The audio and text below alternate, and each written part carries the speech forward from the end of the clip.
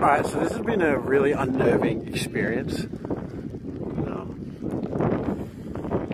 I feel like it's, oh my god, instead of a zombie apocalypse, it's a fucking kangaroo. And look at them, they're just standing there. I mean, should I be going down here? I'm kind of terrified, yo. I'm gonna be honest, I'm a little terrified.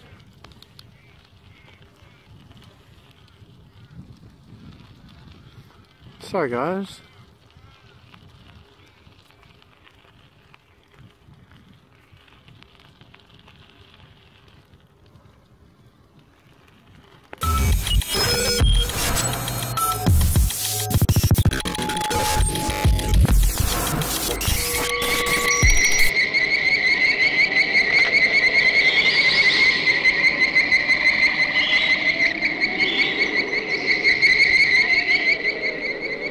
We may be witnesses to a biblical prophecy come true. And there shall be destruction and darkness come upon creation, and the beast shall reign over the earth.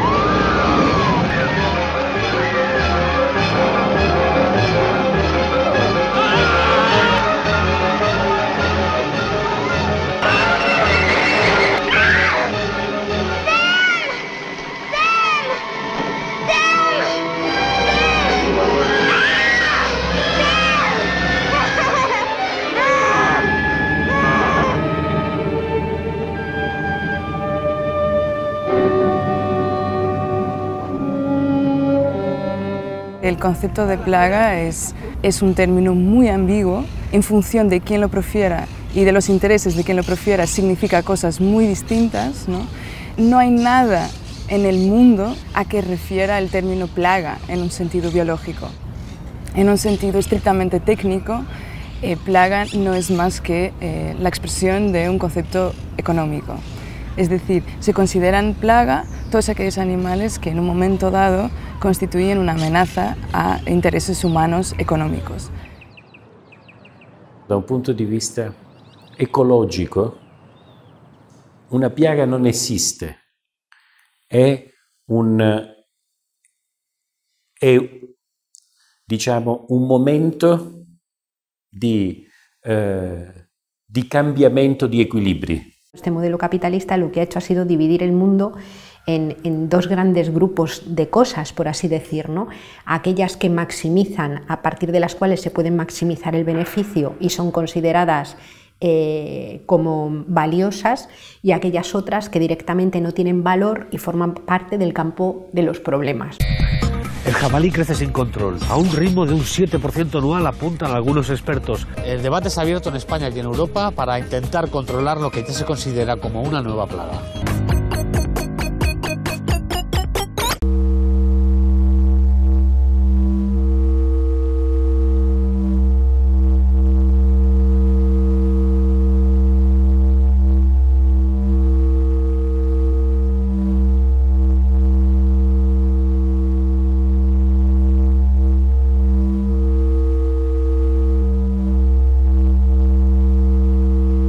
Esa división que se establece en las zonas, por ejemplo, forestales, entre lo que se llama maleza, que es esa hierba salvaje que supuestamente no vale para nada, y lo valioso del espacio forestal, que es el árbol individual que puede ser convertido en tablones, por así decir, ¿no? Esa maleza que forma parte desde luego del conjunto de la biosfera y que ejerce funciones y aportaciones, aparte de que tenga valor intrínsecamente como elemento vivo, ¿no?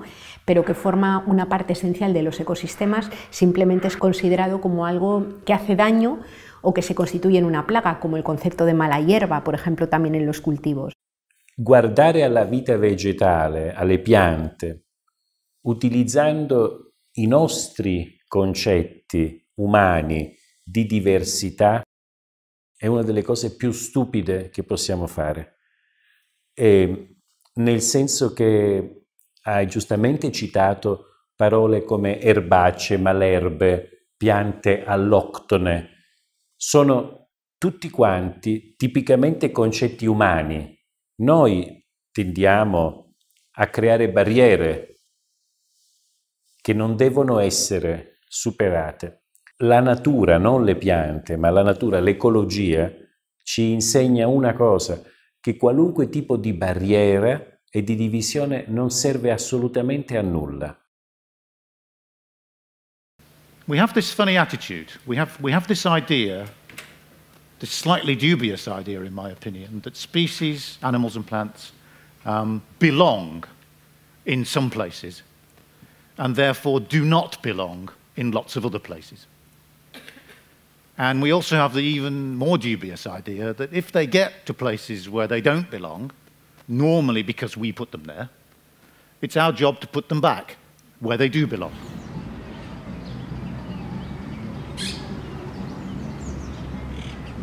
Els animals no invadeixen. Nosaltres tenim un espai i compartim aquest espai, els humans amb els animals.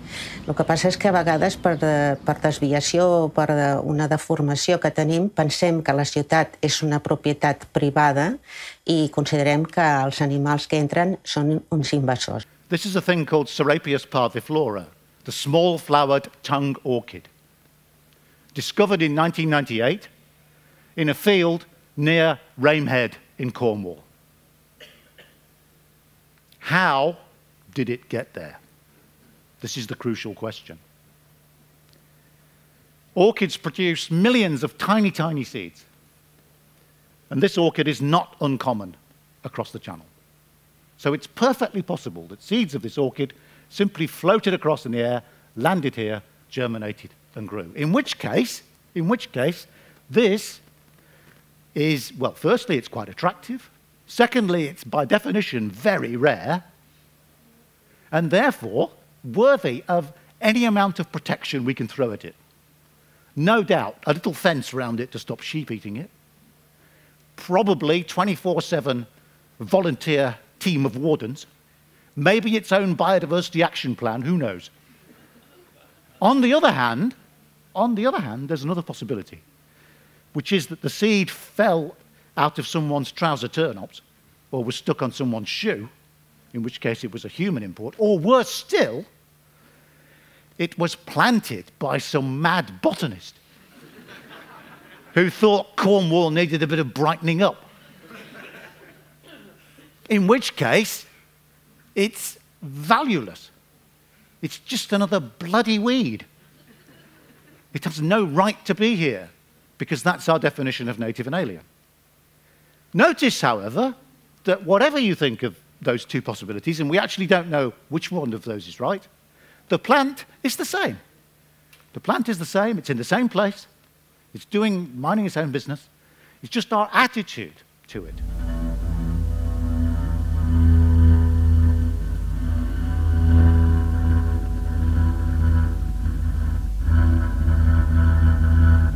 It's very difficult to work out what the effect of an alien species will be in the long term, in terms of more than a human lifetime. Humans we're so hasty, and increasingly we live in a world where technology makes us believe that almost anything can happen almost instantaneously, and we expect to do something and see the result. And we think the world is like that. But of course it's not. The natural world is a complicated place, and natural selection is underway the whole time. So as soon as species arrive in a new habitat, they begin to change, and all the species with which they interact begin to change in response to their arrival. And of course the environment is constantly changing because we are changing it. And so you have this changing biological content against this background of a changing environment. And essentially, we've not been doing this scientifically long enough to really know, in many cases, what is going to happen over a sort of realistic timescale of hundreds or maybe thousands of years. But the little evidence there is suggests that, in fact, even species that look like they're going to cause quite a big problem when they first arrive, that impact declines over time. Prendiamo il caso che conosco meglio, che è quello delle nuove piante alloctone che arrivano, che viene spesso preso come una piaga. Per me non lo è. Come non si può fare altro, non si può fare assolutamente niente. L'unica cosa è cercare di raggiungere un nuovo equilibrio, cioè includere in un nuovo stato della realtà anche queste piante. Quindi le piaghe, le peste, dipende, sono diversi livelli, però sono momenti di passaggio da un equilibrio all'altro. Usually when something is new, the first impulse people have is to stop it or kill it. And that's true with a lot of things. I mean, we're not even very good with new ideas. There's usually a lot of resistance to new ideas. There's really a lot of resistance to new species. And some of it is well-founded, but the usual first impulse is kill it rather than, to say, well, what is this new thing? What do we need to know about it?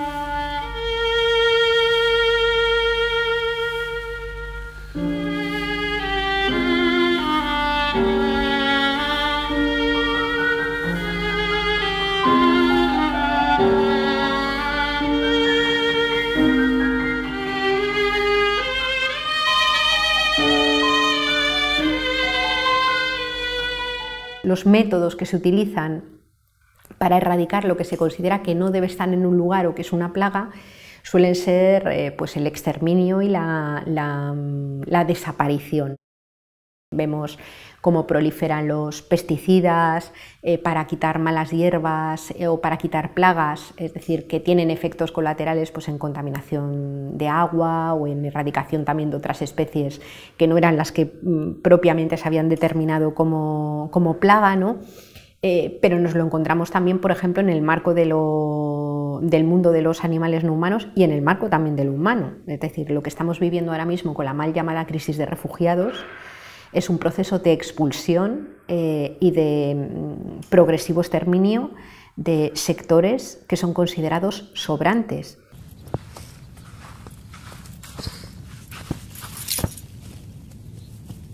It's become a major profitable business to try to control species which people have decided they don't like.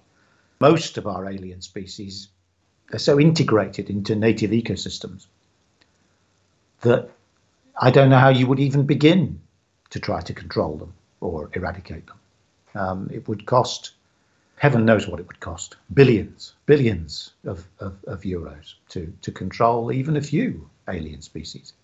And what good would it do you? Because very often the techniques that you need to use to control alien species are quite damaging themselves. They're quite agricultural, or military almost.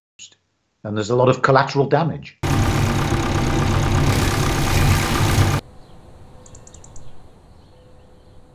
Because we're fighting a total war, our forces must be marshaled against every enemy, unseen as well as seen, in every place, all of the time.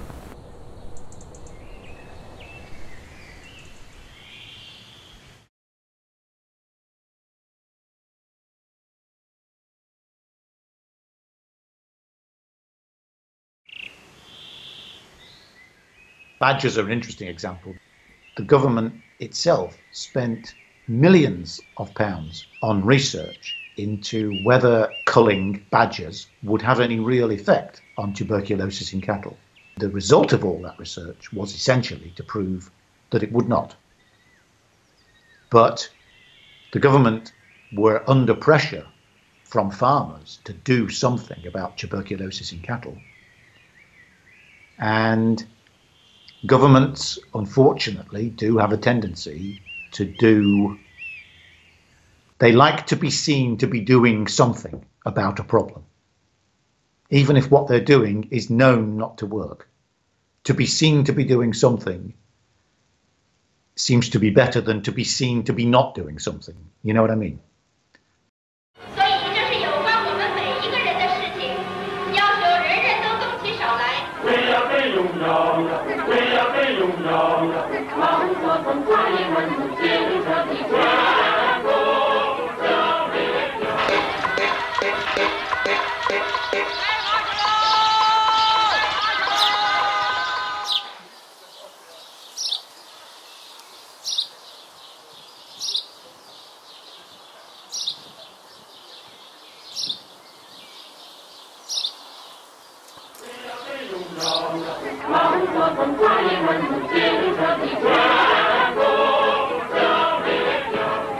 La obsesión de control y también la ilusión de control. Una cosa es que seamos capaces de interferir en casi todos los procesos naturales que ahora tienen lugar y otra cosa que podamos controlar casi nada, empezando porque no nos controlamos a nosotros mismos.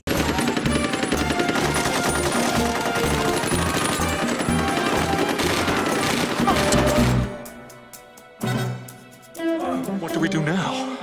What the hell do we do now? We pray.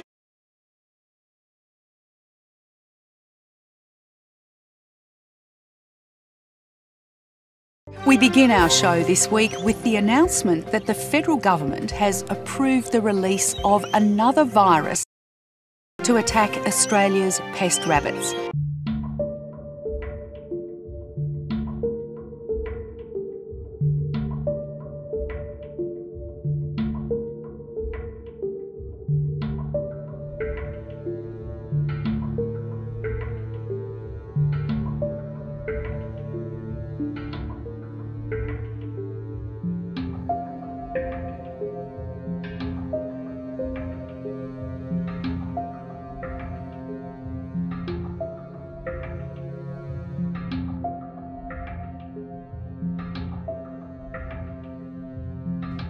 The brains behind this historic release are about to embark on what they call a giant scientific experiment.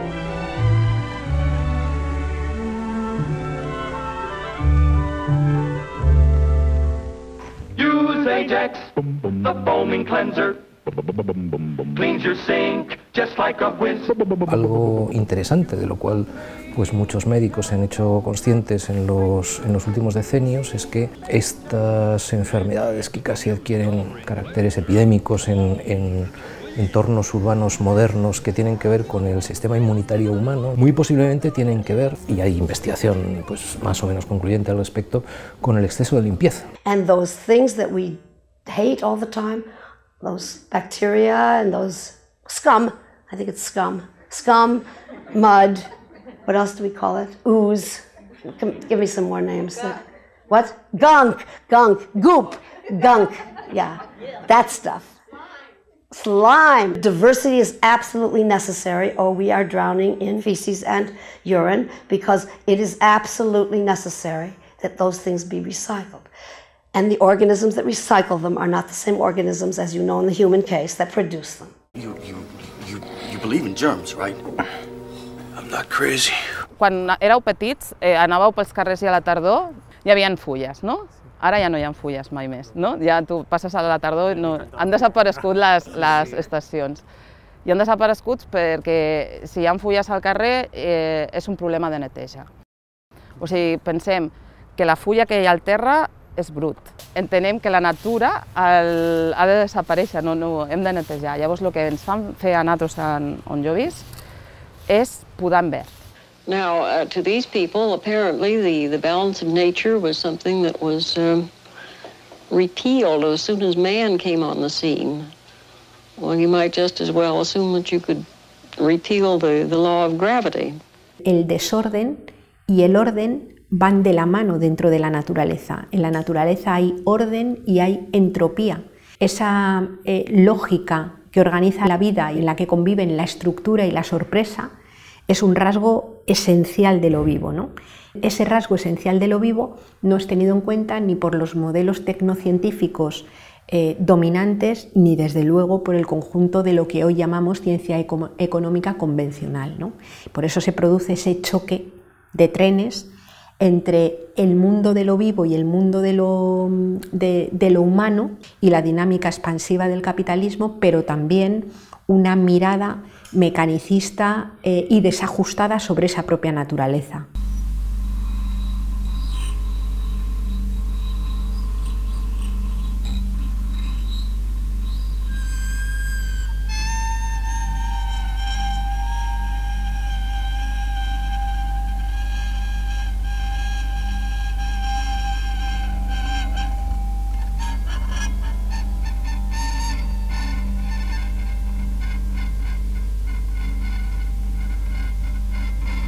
Nobody is a single organism. We are all a mixture of symbionts, maybe one big one and many small ones, or many small ones together, but that's the essence of the importance of the whole thing. We are never alone, never alone. We have been evolved from combinations of microorganisms and we remain so, bigger and smaller together. The next time you look in the mirror, think about this. In many ways, you're more microbe than human. There are 10 times more cells from microorganisms, bacteria, viruses, fungi, than human cells in and on our bodies. And our genes are outnumbered 100 to 1 by microbial genes. We are all lichens. Lichens and coral are really the model organisms par excellence for the kind of co-becoming that is the general case for life on Earth all the way down. From immunological, anatomical, physiological, neurobiological, evolutionary points of view, you really can't understand your problem if you're thinking in terms of organisms and environments. You really must think in terms of something we may as well call a holobiont, which is a kind of sympoetic, provisional entity with porous and layered and palimpsestic and intertwined kinds of boundaries. Entities all the way down are more like holobionts than they are like organisms. The folk classification is plants, animals, germs, and people. The concept that people are animals has not yet hit Western civilization. That's how bad it is. People are not animals, but they're not even classifiable because they are a little bit lower than the angels.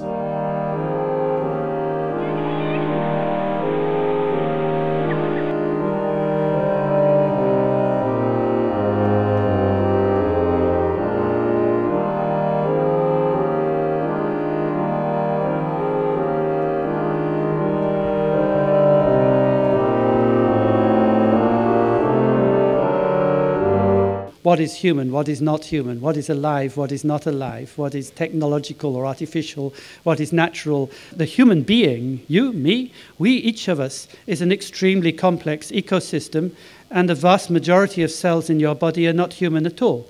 They're cells of all the bacteria that enable you to digest your food and do all the other basic functions. So once you realize that, and you begin, then the whole question of what a human being is in the first place becomes very difficult to figure out. You move to an area and you multiply and multiply until every natural resource is consumed. And the only way you can survive is to spread to another area. There is another organism on this planet that follows the same pattern. Do you know what it is? A virus. Human beings are a disease, a cancer of this planet. You are a plague. 100 years ago, the world's population was around 2 billion people. Today, it stands at just over 6 billion. That's 6,000 million. And the last 1,000 million was added in the last 12 years. the increase in the human population is terrifying. We know how it's going to grow, and we know that the Earth is finite. So anybody who thinks you can have infinite growth in a finite environment is either an economist or mad. Estos son los 4 matrimonios galardonados este año con los premios de natalidad. Siempre, siempre, es quererse, estar abiertos a la vida, no preocuparse si estás mal económicamente. La gente tiene que animarse a tener más hijos. Every sperm is sacred, every sperm is great. If the sperm is wasted, God is quite irate. The body-mind is one. It's not an angel. It's a primate. And the primates that succeed in expanding their territory and their habitat leave more offspring, namely us.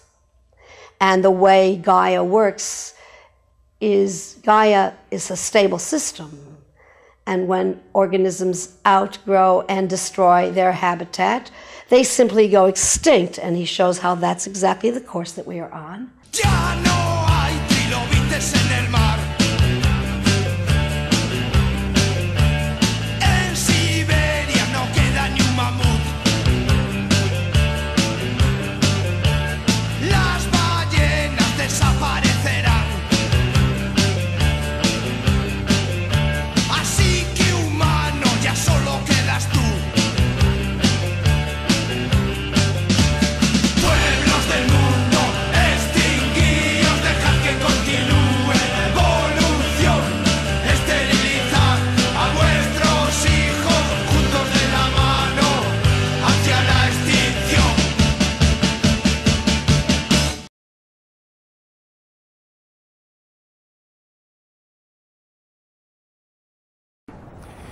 The difference between the last 5 great mass extinctions and the 6th is one of speed.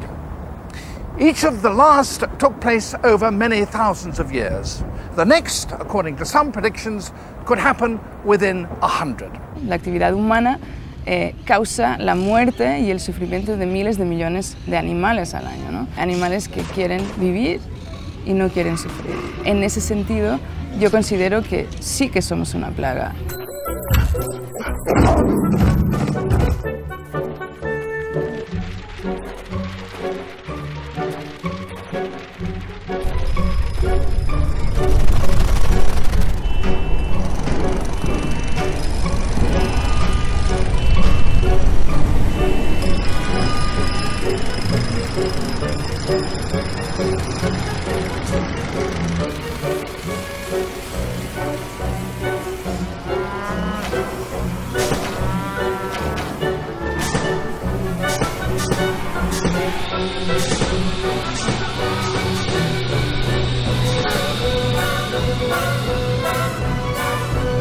Somos una plaga para nosotros mismos y para el planeta, pero no todas las personas son en la misma medida una plaga.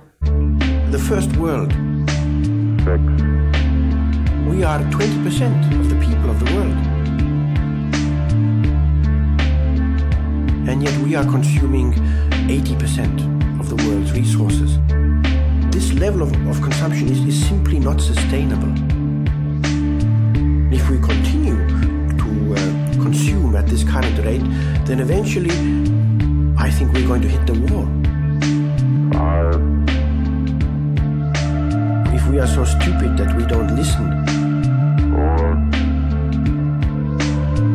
to the early warning signals that the planet is sending us, but it's going to be a terrible time in history that may take hundreds of years before the planet heals again. Developers, developers, developers, developers, developers, developers, developers, developers, developers, developers, developers, developers, developers, developers. El sujeto patriarcal, que es un sujeto abstracto, un sujeto que se percibe a sí mismo como emancipado de la naturaleza, emancipado de sus propios cuerpos y emancipado del cuerpo de las demás personas, mantiene relaciones parasitarias con el sujeto colonizado, con los animales no humanos, con el resto del mundo, es decir, con la naturaleza y también con las propias mujeres, es decir, haciendo de verdadera aspiradora que detrae recursos, que detrae vidas y que detrae tiempos de otras personas para construir su propio tiempo y para construir su propio marco político y económico.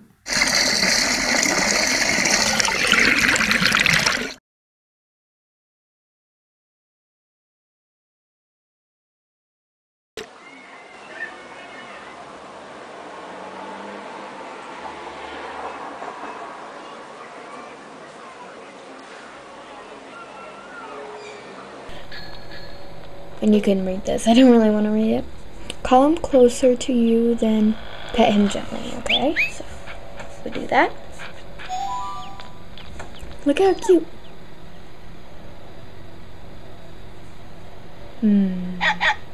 Earth. I'm trying to think of what I should name him.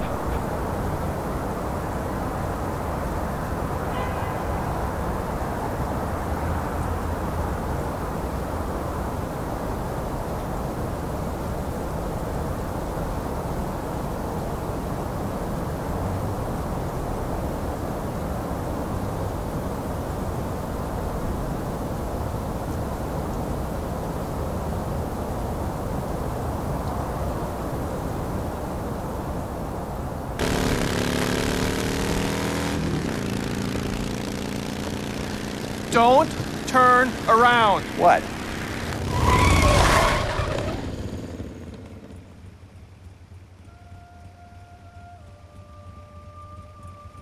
Where did he come from? Where'd you come from? What are you doing here? Canis lupus. Vulpus vulpus. I don't think he speaks English or Latin. Pensez-vous que l'hiver sera rude? I'm asking if he thinks we're in for a hard winter. He doesn't seem to know. I have a phobia of wolves.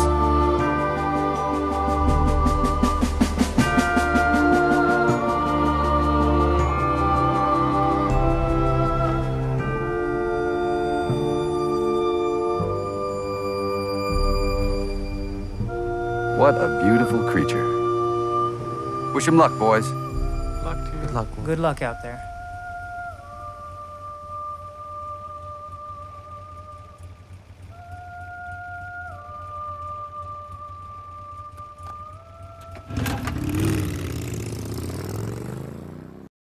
One more question, I think. Yes. Were these bugs our ancestors, and if they were, how come they didn't teach us any better? You ask them, you know.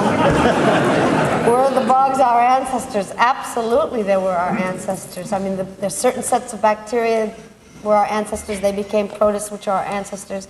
This protists became animals, which are our ancestors, and the animals, we are totally connected to them. That's probably why we're so mean to them. You're always meanest to your relatives, aren't you?